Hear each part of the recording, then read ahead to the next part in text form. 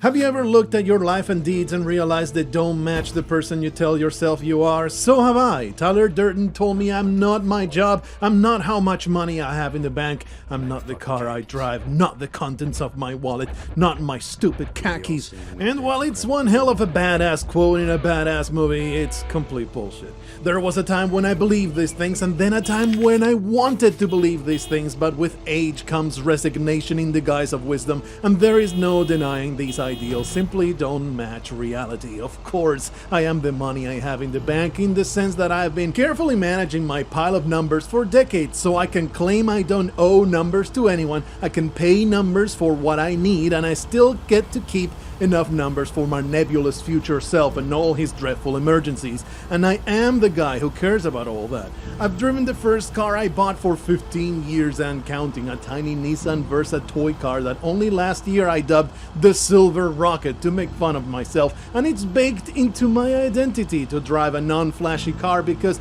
I am the guy who doesn't need to prove anything with their mode of transportation. There's bragging and then there's humble bragging, and the latter is what I'm doing right now.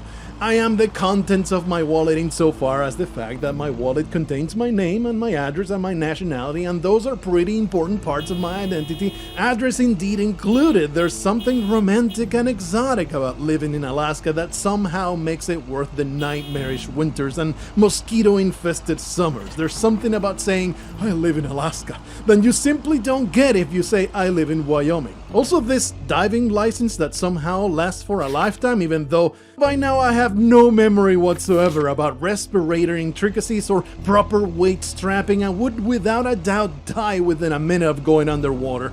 And I am my stupid khakis because I'm the dude whose idea of dressing up is wearing jeans instead of sweatpants and a jacket instead of a hoodie. You can call that my style if you're feeling generous or generously drunk. I could change it, but I don't because that's just who I am. Besides, I spend all my waking hours wearing clothes. It's only natural some of them would rub off. And am I my job? Shit, man, I spend 40 to 60 hours every week of my life doing it. How could I not be? You know, in Pathfinder Wrath of the Righteous, Crusader Commander Desolation started out as a street urchin elementalist who became an arcane trickster, after which she took a keen interest in vivisecting people and took every level of this alchemist subclass she could get as a living legend, eventually surpassing her previous vocation to the point her entire outfit swapped to that of an alchemist. It was the game telling me, you're no longer an arcane trickster with an interest in carving people alive, you are now a flesh-ripping monster with a colorful magical past.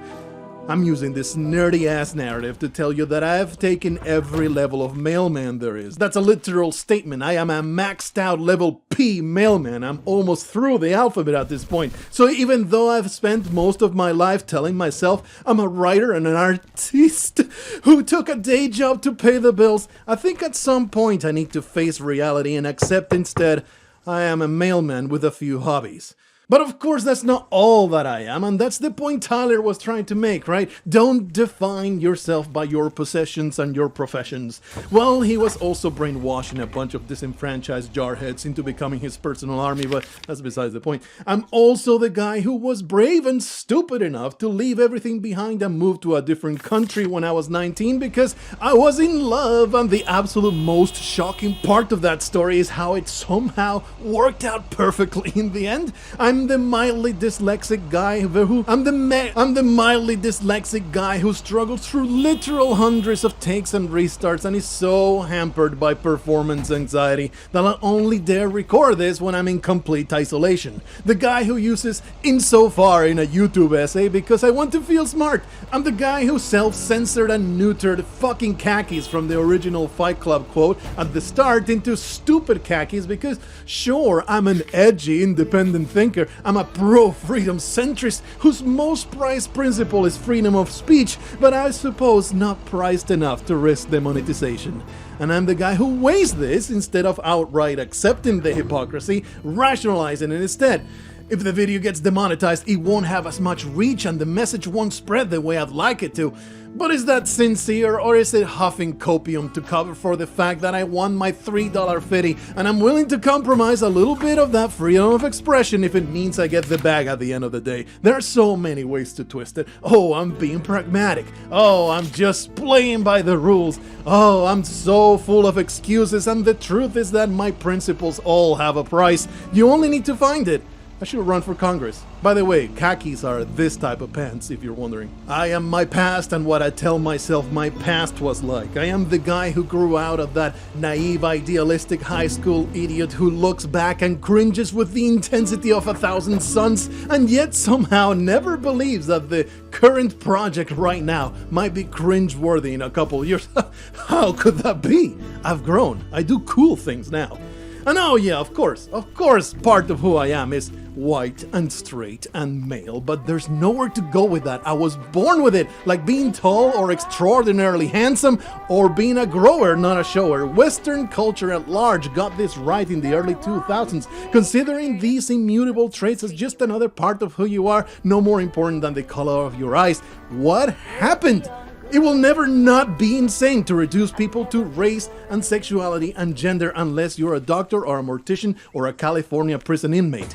Because even though I am absolutely a quote-unquote white American, nowhere does that take into account I was born and raised in Spain and my cultural background has nothing to do with whatever it is you associate with that quiet kid in Utah who didn't do well in school so he joined the army, or the wealthy New Yorker trust fund kid who crashed his daddy's Bugatti at 17. We're all white Americans, but what an absolute travesty it is to assume we're all in the same group. And the weirdest part is how people trap themselves in these trait-specific nets. Bruh, stop reducing yourself to the immutable traits you were born into. You are so much more than that. Or, well, maybe you're a lot less than that, and that's why you cling to it so tightly, because it gives you a sense of purpose, a sense of direction and belonging in this hollow, faithless modern existence. Ethnicity and sexuality provide a template of behavior for you to follow, so thank the techno god, you no longer have to figure it out.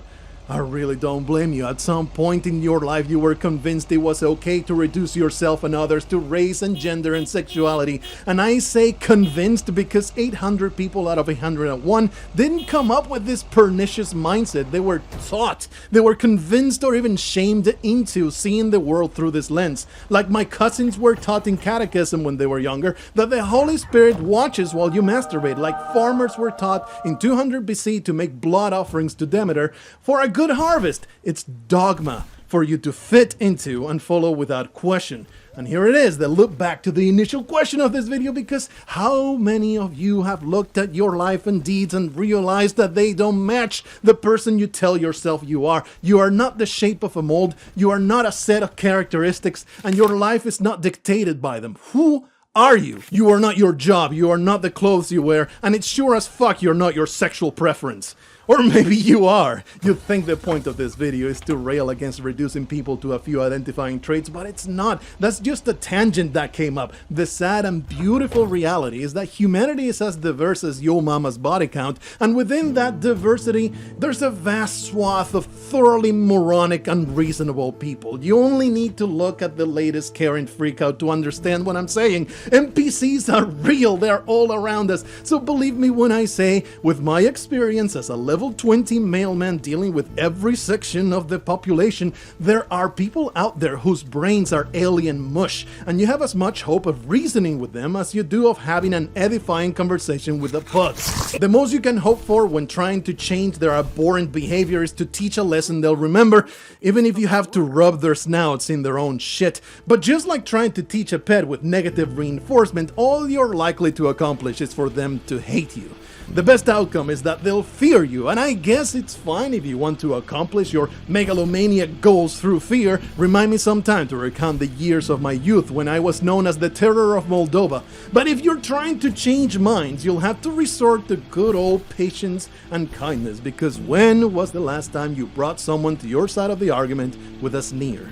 Anyway, I'm getting lost in the weeds. Now the point of this video, if it even has one, is to say that even though your mind is a universe and your life experience a tale of infinite possibility, in reality you are your actions and absolutely nothing else. You are what you spend your life doing, and you will be remembered by what you did for or to everyone around you. And which one is more important, the inside tale or the active timeline? It's actually both, because one informs or deludes the other. I'm a level 20 mailman, but I wouldn't be if my road hadn't been paved with delusions. I convinced myself that this is not my real identity, and I put myself on that Sigma grind set with my grand delusions of breaking free from chucking trash into metal boxes. And in those moments of maximum frustration, there would always be some cowardly rationalization or personal narrative that would keep me on that path, because deep down I'm not willing to take the risky route to get where I want to be, not to mention the fear that I will absolutely hate it if I ever get there. I am the entirety of this paragraph. And are those delusions even bad? Here comes the aforementioned narrative. I've done a job that is a net positive for the town I live in. 99% of people are happy to see me every day. It's given me a comfortable, debt-free life with rock-solid support for the wife I love, and still left me enough free time to write novels, narrate this video, and nurture my video game addiction. I'll keep striving to rise above it because I'm an artist. But if this is what I have to settle for, well, there is an infinite number of worse fates to suffer. You would be so entitled and self-absorbed to even bitch. We were brought up believing we could be stars, every one of us, and the next generation has the same aspiration with YouTube fame. It's the American dream, where nobody is poor. We're just waiting for our turn to be rich. And maybe we're the lucky ones, those for whom the realization sets in that this is your life. It doesn't get any better than this, and we are dying 1 minute at a time. So maybe appreciate being the old singing, old dancing crap of the world, because isn't it worse to die still deluded? I don't know. It probably isn't. It depends on your living situation. I'm content to settle where I am. How about you? The further down you go the line, you realize the answer to the question, who are you, is an ever-shifting state of superposition and delusion that will only collapse upon an answer after you die, and your messy collection of deeds will crystallize into a memory. And if you're lucky, there will be someone left behind who will think fondly of what you did.